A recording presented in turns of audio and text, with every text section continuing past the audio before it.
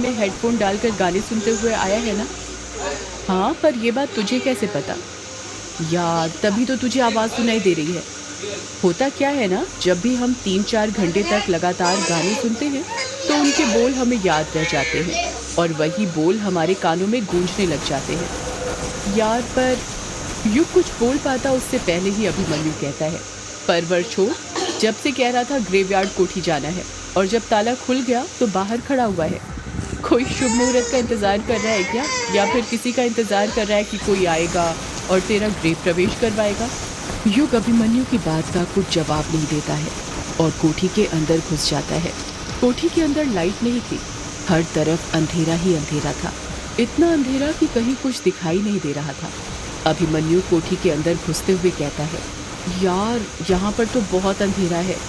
ऐसा लग रहा है जैसे किसी अंधेर नगरी में आ गए हो। युग अपने मोबाइल का टॉर्च ऑन कर लेता है। अपना बचपन कोठी में ही गुजारने के कारण युग को पता था कि लाइट का स्विच कहाँ पर है। कुछ ही देर में युग को लाइट का स्विच मिल जाता है और वो जैसे ही स्विच दबाता है, कोठी के अंदर चारों तरफ उजाला हो जाता है। कोठी रोशनी से जगमगा उठती है। अभिमन्यु हैलोजन के बल्ब को देखते हुए कहता है, यार, तूने एक चीज नोटिस की?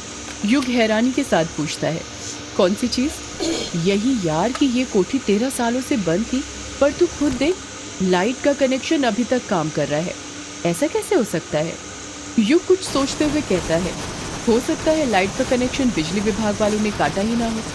अभिमन्यु फटाक से पूछता है, और वो क्यों? क्योंकि उनके मन में भी यक्षिणी का खौफ होगा और वो यहाँ पर आने से डरते होंगे, इसीलिए उन्होंने लाइट का कनेक्शन काटा नहीं होगा। अभिमन्यु युग की बात का कुछ जवाब नहीं देता क्योंकि उसे युग की बात बिल्कुल ठीक लगी थी।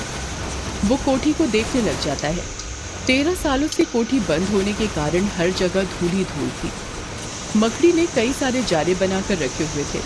कोठी के अंदर 2 बड़े से गुंबद बने हुए थे जो कोठी की खूबसूरती को 4 चांद लगा रहे थे। कोठी की सीढ़ियां संगमरमर से बनी हुई थी। हॉल में बर्माटिक और बेल्जियम के बड़े बड़े झूमर थे। कोठी का फर्नीचर मोहगनी की लकड़ी का था। दीवारों पर कई कलाकृतियां बनी हुई थी जिसकी सजावट के लिए तलवारें, रस्सी, कुल्हाड़ी, अलग अलग चीजें टंगी हुई थी जो काफी पुराने जमाने की थी।